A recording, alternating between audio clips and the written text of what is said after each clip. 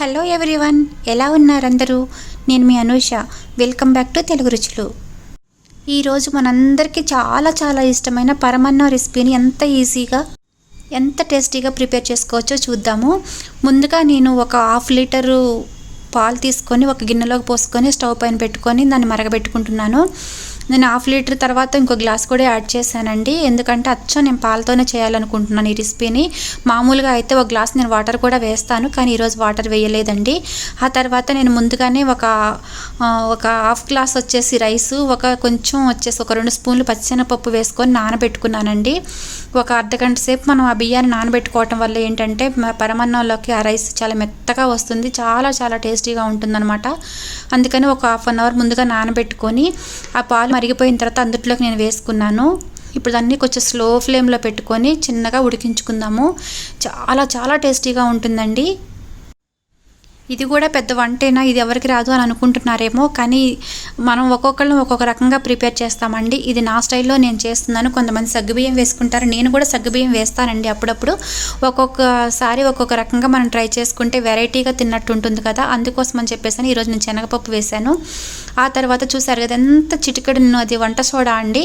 ఎందుకు వంట సోడా వేశానంటే మనం బెల్లం అందుట్లో వేసినప్పుడు అసలు విరిగిపోకుండా ఉండటానికి చాలా హెల్ప్ అవుతుందండి.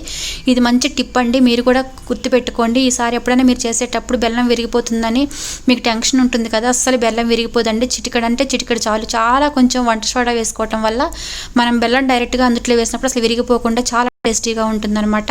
ఇక ఇప్పుడు మనం నార్మల్ సాల్ట్ వాడాల్సిన అవసరం లేదండి. మనం స్వీట్ చేసేటప్పుడు కూడా కొంచెం చిటికెడంత ఉప్పు వేసుకుంటాం కదా, ఈ సోడా ఉప్పుతోటి మనకి ఇంకా అవసరం ఉండదన్నమాట. ఇలా తర్వాత మనం ముందుగా కరిగించి పెట్టుకున్న బెల్లాన్ని అందులోకి వడకట్టుకొని వేసుకున్నాను, ఫిల్టర్ చేసుకున్నాను. ఆ తర్వాత ఒక 1/2 టీ స్పూన్ వచ్చేసి ఇలాచీ పౌడర్ వేసుకున్నాను. చూసారు కదా ఎంత చిక్కగా ఉడికిపోయింది, మెత్తగా ఉడికిపోయింది అనమాట. ఎంత సింపుల్ అండి ఈ స్వీట్ అసలు, కానీ టేస్ట్ మాత్రం అదిరిపోతుందండి. అసలు చాలా తక్కువ టైంలో ప్రిపేర్ చేసుకోవచ్చు. ఇలా మెత్తగా ఉడికిపోయిన తర్వాత దాన్ని పక్కకు తీసుకుందాము. ఇప్పుడు అందులోకి డ్రై ఫ్రూట్స్ యాడ్ చేసుకోవాలి కదా, అందుకోసం అని చెప్పేసి ఒక చిన్న కళాయిని స్టవ్ పైన పెట్టుకున్నాను. ఆ తర్వాత అందులోకి ఒక 2 స్పూన్ల వరకు నెయ్యి వేసుకోవాలి. స్వీట్లోకి నెయ్యి ఎంత వేసుకున్నా బాగుంటుందండి, అంత టేస్టీగా, అంత కమ్మగా నోట్లో వేసుకుంటే అలా కరిగిపోతూ లోపలికి వెళ్ళిపోతుంది.